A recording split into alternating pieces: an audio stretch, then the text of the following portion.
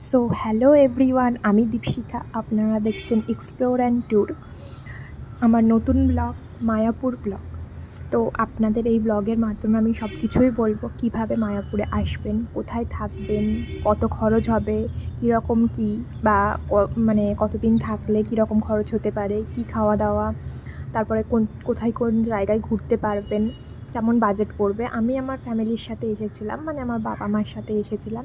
সেই হিসাবে আমি আপনাদেরকে সমস্ত রকম গাইডেন্স দেওয়ার চেষ্টা করব, আপনাদেরও যাতে খুব সুবিধা হয় যখনই আপনারা মায়াপুর আসবেন, তখন যাতে আপনাদের কোনো অসুবিধা না হয়। সব রকমের ডিটেলস আপনাদের দেওয়ার চেষ্টা করব। তো প্লিজ আমার চ্যানেলটিকে সাবস্ক্রাইব করবেন, লাইক করবেন, শেয়ার করবেন যদি ভিডিওটা ভালো লাগে, একটুও হেল্পফুল লাগে। আপনাদের বন্ধুদের সাথে শেয়ার করবেন যাতে তাদেরও একটু সুবিধা হয়। তো চলুন শুরু করা যাক আজকের ব্লগ। আমি ডায়মন্ড থেকে লোকাল ট্রেনে করে প্রথম শিয়ালদা এসে তারপর ওখান থেকে কৃষ্ণনগর এসেছিলাম, কৃষ্ণনগর জংশনে। এই যে এখানে তারপরে একটা ওভারব্রিজ আছে, ওটাকে ক্রস করে আপনাদের উল্টো দিকে যেতে লাগবে। মানে কৃষ্ণনগরে নামার পরে ওভারব্রিজটাকে ক্রস করে উল্টো দিকে গিয়ে ওখানে আপনারা সমস্ত ধরনের গাড়ি পেয়ে যাবেন। যে কোনো গাড়িতে যদি বলেন যে মায়াপুরে নিয়ে যাওয়ার জন্য, ওখানে পৌঁছে দেবে। এই যে ফেরিঘাটটা দেখছেন আপনাদের, এই ফেরিঘাটটা দিয়ে মানে নদীর এই পার থেকে ওই পারে যেতে লাগবে। এটা হচ্ছে গিয়ে জলঙ্গি নদী, এটাতে এপার থেকে ওপারে যেতে লাগবে। ওপারেই আছে মায়াপুর। তো আমরা এখানে লঞ্চের জন্য ওয়েট করছিলাম। তো আপনারা এখান থেকে যেতে পারেন। ওই যে দূরে দেখতে পাচ্ছেন মায়াপুরের মন্দিরটা দেখা যাচ্ছে, দেখেই মনটা খুব শান্ত হয়ে যায়। মানে এতটা সুন্দর একটা জায়গা, কি আর বলবো, নিজেরা আসলে বুঝতে পারবেন। তো আমরা যাচ্ছিলাম, নদীটা দেখতে পাচ্ছি এত সুন্দর লাগছিল দেখতে। ওই সময় যে সানসেটটা, মানে সামনে থেকে কি বলবো, মানে ভিডিওই আমি জানি না কতটা আপনারা বুঝতে পারছেন, কিন্তু খুবই খুবই সুন্দর। তো আমরা এটা দেখতে দেখতে পৌঁছে গেলাম মায়াপুরে। আমার সাথে আমার বাবা মা ছিল। ওখানে গিয়ে ঢোকার পরে আপনারা আগে থেকে হোটেল বুক করে আসতে পারেন, কিন্তু আমার মতে ওখানে গিয়ে আপনারা খুবই চিপ রেটের মধ্যে হোটেল পেয়ে যাবেন। আমরা যে হোটেলটায় ছিলাম সেটার মোটামুটি ওই 650 থেকে 700 মতো দাম পড়েছিল, ফ্যামিলি হোটেল। তো আপনারাও এই রেঞ্জের মধ্যে ভালো হোটেল পেয়ে যাবেন। রুমগুলো খুবই ভালো ছিল, খাওয়া দাওয়া মোটামুটি সবই ভালো ছিল। তো তারপরে আমরা ওখানে খাওয়া দাওয়া করে স্নান টান করে বেরিয়ে পড়লাম, মানে এই মন্দিরের উদ্দেশ্যে। যদিও বা আমার মানে হোটেলের ভিডিওটা নেওয়া হয়নি।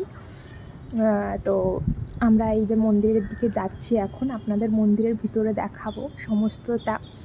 খুবই সুন্দর, খুবই সুন্দর একটা জায়গা। এই যে দেখতে পাচ্ছেন মায়াপুরের মন্দিরের গেট, এখান থেকে আপনাদের এন্ট্রি করতে লাগবে, ঠিক আছে। সকাল 8টা থেকে রাত 8টা অবধি মন্দির খোলা থাকে। 8টার পরে মন্দির বন্ধ হয়ে যায়। মানে মন্দিরের ভিতরে আপনারা ঢুকতে পারবেন, কিন্তু ঠাকুর আর দেখতে পারবেন না। ঠাকুরের যে দরজাটা, মানে কৃষ্ণের যে দরজাটা, ওটা 8টার পরে বন্ধ হয়ে যায়। এই যে দেখতে পাচ্ছেন এখানে মায়াপুর লেখা আছে।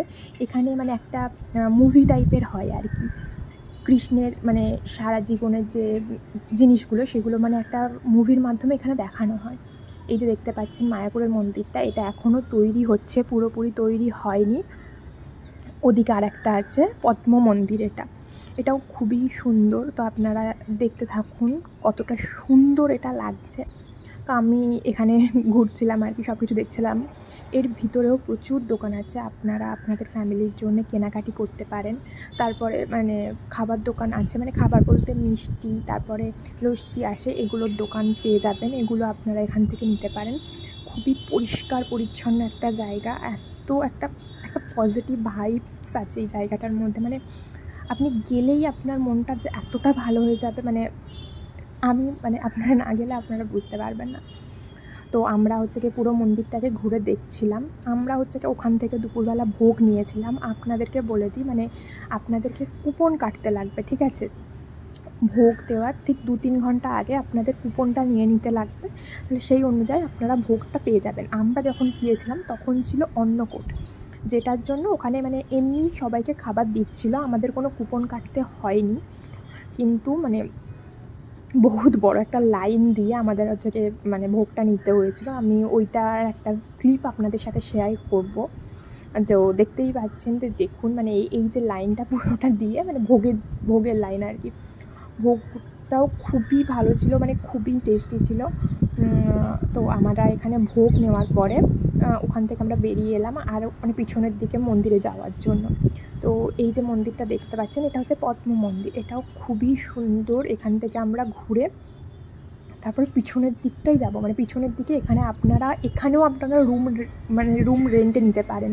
মানে ইসকনের ভিতরেই এখানে কিছু রুম অ্যাভেলেবেল আছে, যেগুলো অ্যাপ্রক্স 100 থেকে 200-র মধ্যে আপনারা পেয়ে যাবেন। আর কিছু কটেজ আছে যেগুলোর দাম একটু বেশি পড়বে, কটেজগুলো মোটামুটি 500 থেকে 600-র মধ্যে আপনারা পেয়ে যাবেন। তো এখানে যদি আপনারা থাকেন তাহলে আপনাদের জন্য খুব ইজি অ্যাক্সেস হয়ে যাবে, মানে যখন ইচ্ছা আপনারা মানে এখানে আসতে পারবেন। হ্যাঁ, হয়তো ঠাকুর দর্শন করতে পারবেন না, কিন্তু এই যে মানে এই মন্দির চত্বর যেটা পুরোটা, এই জায়গাটায় আপনারা ঘুরতে পারবেন। তো এই মন্দিরটা দেখার পরে আমরা চলে গেছিলাম এই ইসকনেরই গোশালা, মানে ওখানে গরু আছে প্রচুর, ওই গরুর দুধ দিয়ে এখানে মানে ঘি মাখন সমস্ত কিছু তৈরি হয় আর কি। তো আপনাদের দেখাবো, এই যে রাস্তাটা দেখতে পাচ্ছেন, এই রাস্তাটার এদিক দিয়েই মানে গোশালার দিকে যেতে হয়। তো আমরা ওদিকে যাব, আপনাদের দেখাবো। এই যে রাস্তাটা, এখান থেকে আমাদের মানে গোশালার দিকে যেতে লাগবে। তো আমরা গোশালার দিকে যাচ্ছিলাম, আপনাদেরকে দেখাবো রাস্তাটা কতটা সুন্দর, কতটা পরিষ্কার রাস্তাটা।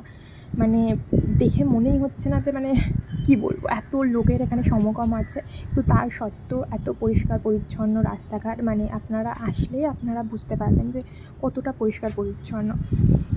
তো আমরা হচ্ছে গিয়ে এদিকে মানে মন্দিরটা ঘোরা শেষ করে আমরা ওই দিকের দিকে রওনা দিলাম। আমার বাবা মা, এই যে আমার বাবা যাচ্ছে সামনে, দেখতেই পাচ্ছেন। আমরা কিছু জিনিস কিনেছিলাম। এই যে গোশালার রাস্তাটা, এখান থেকে আপনাদের গোশালার দিকে যেতে লাগবে। আপনাদের দেখাবো এই যে গোশালাটা, এর মধ্যে মানে প্রচুর গরু আছে, অগুন্তি গরু আছে।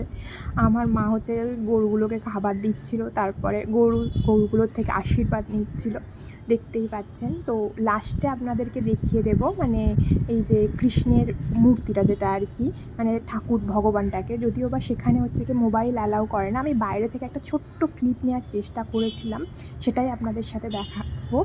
তো দেখা হচ্ছে নেক্সট ব্লগে। প্লিজ সবাই ভালো থাকবেন। By everyone.